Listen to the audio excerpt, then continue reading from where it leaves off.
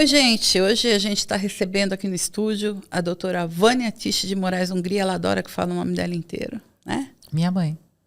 Sua mãe? Ah, então tá bom. Exige. Sua mãe exige, então tá bom. Então, e hoje o nosso papo é para tirar as dúvidas que vocês mandam para a gente. Nós vamos falar sobre os imídios, ou os imunomoduladores. A doutora Vânia vai aqui contar para a gente um pouquinho da história dos imunomoduladores, falar para a gente por que um é diferente do outro. Essa é uma dúvida muito grande que todos vocês têm. A gente vai falar um pouquinho de efeitos adversos também e de eficácia. É um grande prazer, então, receber você aqui, doutora Vânia. Obrigada. Olá a todos. É um prazer enorme falar da história. Aliás, ontem eu estava contando exatamente essa história para um grupo de alunos da farmácia, da Faculdade de Farmácia. E a história da talidomida começa de uma forma muito interessante, porque todo mundo conhece a talidomida, é uma droga muito antiga, mas a história dela no mieloma é muito interessante, porque foi conhecendo a biologia do mieloma que se teve a ideia, então, de usar a talidomida, e de uma forma que foi muito simples, na verdade, porque a esposa de um paciente, que era uma bióloga ou biomédica, sabia que no mieloma múltiplo tem um aumento da angiogênese. A angiogênese são microvasos que tem na medula óssea do paciente. Então, a própria esposa do paciente sugeriu para o médico do seu marido: por que não usar a talidomida, que é uma droga anti-angiogênica, em pacientes com mieloma múltiplo? E assim surgiram os estudos com talidomida e mieloma, e a primeira publicação foi em 1999. Eu chamaria de século passado. Literalmente, né? Literalmente. E realmente a talidomida passou a ser usada nos pacientes com mieloma múltiplo, com excelentes resultados. Agora, a questão do mieloma, da talidomida no tratamento dos pacientes com mieloma, não só mieloma, em outras doenças que é usada a talidomida, um evento adverso, um efeito colateral que incomoda muito o paciente é a neuropatia. Então é uma droga bastante eficaz, mas com esse evento adverso de neuropatia periférica, que aliás vamos traduzir o que é neuropatia periférica, que é a sensação principalmente de um pouco de perda de sensibilidade nos pés, nas mãos, incomoda muito o paciente. Obviamente que a gente tem que trabalhar com eficácia e com qualidade de vida para o paciente. Bom, então, essa droga é uma droga que faz parte do grupo dos imídios, como você falou, dos imunomoduladores. E daí foram desenvolvidos outros imunomoduladores. Então, outro imunomodulador é a lenalidomida, que veio depois, claro, porque a talidomida, na verdade, é muito antiga, né? E a lenalidomida é bastante eficaz, dá menos o evento adverso de neuropatia, é bem menor do que o da talidomida. Então, com a lenalidomida, os pacientes conseguem usar por muito mais tempo. Agora, claro que a lenalidomida também tem os seus eventos adversos. Uhum. É importante controlar o hemograma dos pacientes para ver se não está tendo queda de leucócitos, queda de plaqueta. Os pacientes, ao longo do uso crônico de lenalidomida, porque muitas vezes a lenalidomida é usada para sempre, então os pacientes às vezes não toleram ficar tomando muito tempo por conta de fraqueza e outros eventos adversos. Agora, isso é extremamente importante, porque a gente sempre tem que trabalhar com a eficácia da medicação e equilibrar com os eventos adversos para dar melhor qualidade de vida para os pacientes.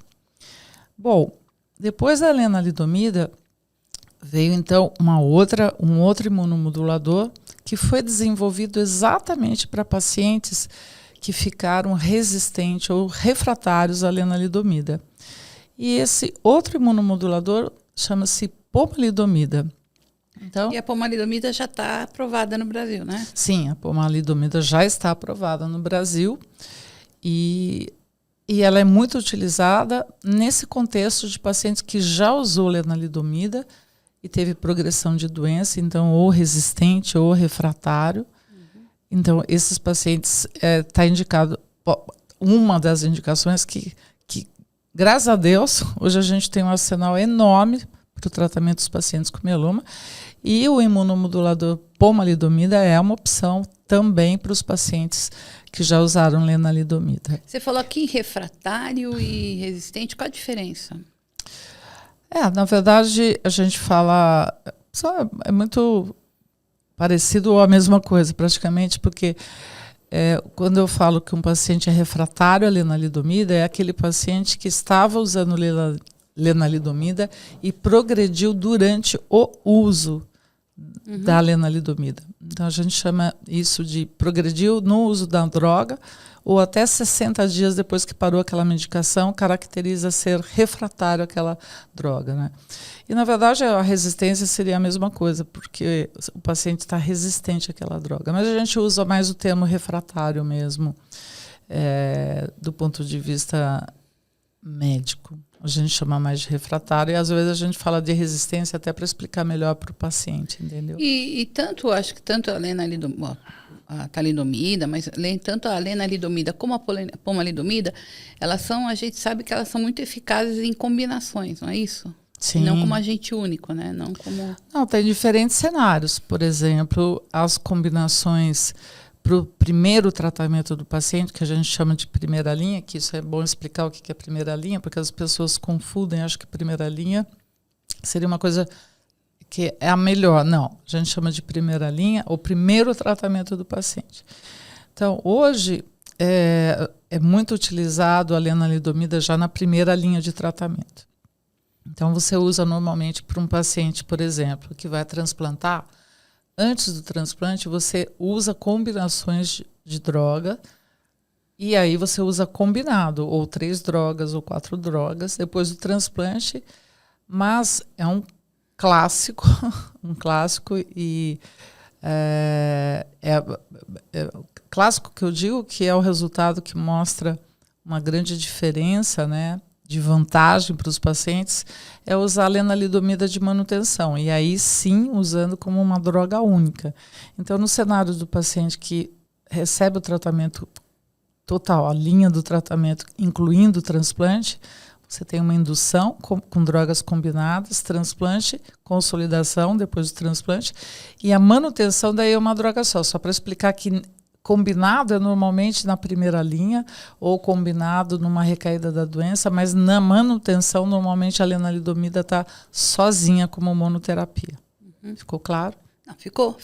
Mas a gente porque de lembrar que fora isso é sempre importante o paciente, porque a gente acredita, lógico, que o paciente tem que estar informado, né? E a gente sabe que muitas vezes aprovam uma droga nova e o paciente acha, não, então essa droga vai ser a solução de todos os meus problemas. E a gente tem que lembrar que nenhuma droga faz milagre sozinha, né? Que a gente tem que pensar isso, que eu acho que é importante essa mensagem, né, doutora Wanda? A gente levar que o tratamento do mieloma vem em combos, né? 3 drogas, 2 ou 4 drogas, né? Mas eu acho mais do que isso, Cris, porque eu acho que tem momentos que é extremamente importante pensar nas combinações ou de 3 drogas, de 4 drogas, mas tem um determinado momento do tratamento que normalmente é aquele momento de manutenção, sim, já que a maioria dos tratamentos são contínuos. Nesse momento da manutenção, muitas vezes você fica com uma droga só, com monoterapia. Então, mas o mais importante para o tratamento de mieloma, que eu sempre falo, é o planejamento do seu paciente. O que eu vou fazer numa indução, o que eu vou fazer numa intensificação, numa consolidação, numa manutenção, na recaída. Então, você planejar o paciente é extremamente importante. Saber o que você vai começar fazendo, o que você vai fazer a seguir, isso é extremamente importante. Porque o planejamento de um paciente que vai receber um transplante, ele é diferente de um paciente, por exemplo, que não receberá o transplante. E os resultados hoje, você sabe muito bem que a gente tem resultados bons com transplante, resultados bons sem transplante. O que importa é ter acesso à medicação. Entendi. Uma outra dúvida que os pacientes já trouxeram para nós também eles falaram que eles vêm com essa dúvida, que a pomalidomida, existem algumas outras drogas que se combinam com a pomalidomida que só combinam com ela. Então, na verdade, não é que só combinam com ela, é que foram feitas nesse contexto, no estudo clínico. Como é que é essa coisa? Porque a gente sabe que algumas drogas são sempre com a pomalidomida. Então, eles perguntam por que não é com a lenalidomida, qual é a diferença, enfim. Eu não sei se eu entendi bem a sua pergunta, mas vamos lá. A pomalidomida não é um tratamento, não é uma droga usada como primeira linha de tratamento. Você não usa pomalidomida ao diagnóstico para iniciar um tratamento. A pomalidomida você usa normalmente para aquele paciente que já usou lenalidomida e progrediu. Então, o que é importante é, para o tratamento do mieloma, você tem vários grupos de drogas. Você tem a quimioterapia convencional, que são aquelas drogas mais melfalano, ciclofosfamida. Depois você tem o grupo de drogas imunomoduladoras, que é a talidomida, lenalidomida, pomalidomida. Depois você tem os inibidores de proteasoma, que são o bortezomib, o carfizomib e o ixazomib. Depois você tem os anticorpos monoclonais, que tem o anti-CD38, daratumumab, isatuximab, o anti-SLAMF7, elotuzumab. Então, você tem muitas drogas e agora CAR-T específico. Então, o que é importante é que você usou um grupo de drogas lá na indução. Pois quando o paciente progrediu, eu quero, por exemplo, usar a pomalidomida, eu vou usar. Só que o que eu vou usar junto com a pomalidomida vai depender muito do que eu usei antes também, entendeu? Então, o cenário da poma, ele é muito para o paciente recaído. Então, a combinação da poma, normalmente você vai usar uma combinação a qual o paciente não é refratário. Então, um exemplo, o paciente tinha usado o anti-CD38 antes e progrediu no anti-CD38. Então, eu não vou, que é o daratumumab ou isatuximab. Então, eu não vou combinar a poma com isso, porque o paciente foi resistente, entendeu? Então, é por isso que os pacientes falam, não, mas por que eu não estou usando a mesma combinação que eu usei com a lenalidomida? Por isso, entendeu? Porque a hora que você for combinar a poma, você tem que pensar no que você combinou antes também, entendeu? Ficou claro? Não, agora sim. Ficou claro? Ficou. A dúvida era essa, por que tem algumas drogas que eles, além no nosso site, falam, essas aqui são sempre usadas com pomalidomida, né? Mas acho que agora ficou bem claro para mim essa diferença. Não, você tem várias opções. Depende muito do que o paciente usou no tratamento anterior, entendeu? Pergunta, outra dúvida. Pomalidomida está sendo usada em manutenção também ou não? Não tem estudo clínico para pomalidomida de manutenção. E, para aproveitar o tempo aqui, o que nós temos agora é iberdomida, que é também uma droga imunomoduladora mais potente ainda, que eu acredito que em breve... Tipo a 4ª geração, é isso? Que eu acredito que ainda vai ser aprovado ou esse ano, ou ano que vem, não no Brasil, mas eu acho que no FDA, provavelmente. E essa droga, sim, já tem estudo clínico comparando pós-transplante a iberdomida versus a lenalidomida. Isso nós teremos estudo clínico aqui no Brasil. Minha pergunta era essa, se a gente estava participando de algum estudo. Nós vamos participar desse estudo de iberdomida para pós-transplante, para manutenção iberdomida versus lenalidomida. Porque em laboratório, a iberdomida é mais potente, bem mais potente de todos esses imunomoduladores, entendeu?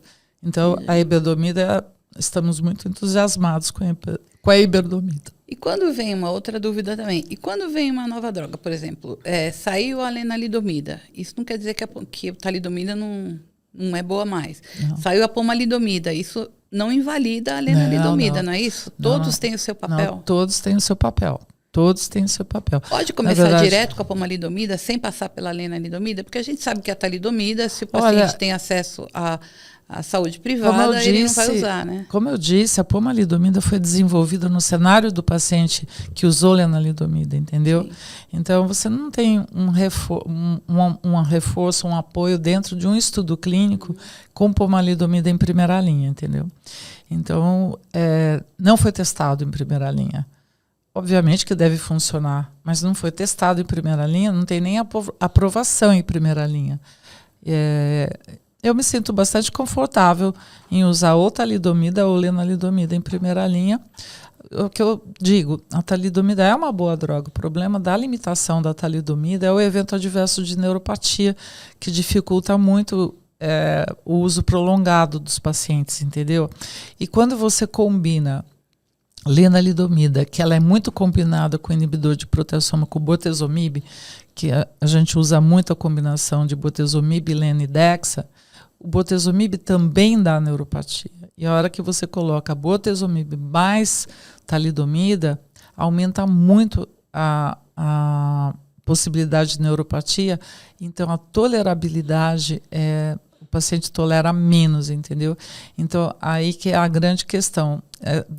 Muitas vezes você tem que reduzir a dose do bortezomib, reduzir a dose da talidomida pela neuropatia. Então, essa é a questão, mas a droga é muito boa também. E a lenalidomida, a pomalidomida, também não é aquele problema de prisão de ventre que a talidomida dá? Sim, a lenalidomida pode dar também, mas com a lenalidomida, no uso crônico dela, muitos pacientes têm diarreia. E tem pacientes que você tem que suspender a lenalidomida exatamente por diarreia. Mas normalmente a diarreia com lenalidomida é pelo uso crônico. Mas quem dá mais a constipação intestinal é a talidomida, entendeu? É mais do que as outras. Isso a gente vê na prática clínica. E em termos de efeito colateral, efeito adverso, o que você destaca da pomalidomida? Que dá mais incômodo aos pacientes? Não tanto de sintomas, por exemplo, neuropatia a gente praticamente não vê, mas a pomalidomida, todos esses pacientes precisam acompanhar com hemograma, etc. E tal. E a pomalidomida dá um pouco mais de citopenia, quer dizer, diminui leucócitos, diminui plaquetas também. Agora, na verdade, a gente acaba usando pomalidomida para aquele paciente que já fez muitos outros tratamentos. Então, tem a questão da droga, mas também tem a questão da linha do tratamento. Então, normalmente são pacientes que você já fez muitas outras medicações, entendeu?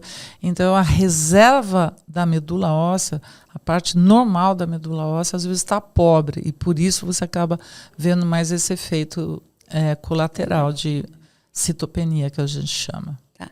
Bom, então acho que o que ficou claro para nós aqui é que o tratamento continua evoluindo, as novas drogas continuam vindo, né? Quer dizer, é uma coisa sem fim, né? Que bom, né? Enquanto não chega a cura, sem fim. A gente vai tendo um arsenal grande. E aqui, né? A gente falou de um grupo de drogas, sim, né? Sim. A gente falou das drogas imunomoduladoras e completou um pouquinho com as outras drogas que fazem combinações. Mas a gente tem outros grupos de drogas, e lembrando que a gente está falando de imunomodulador, e hoje, para o tratamento dos pacientes com mieloma múltiplo, não temos a menor dúvida que todo esse contexto da imunoterapia, porque aqui é um imunomodulador, tem trazido um grande avanço para o tratamento dos pacientes com mieloma múltiplo, com aumento da sobrevida, qualidade de vida, etc.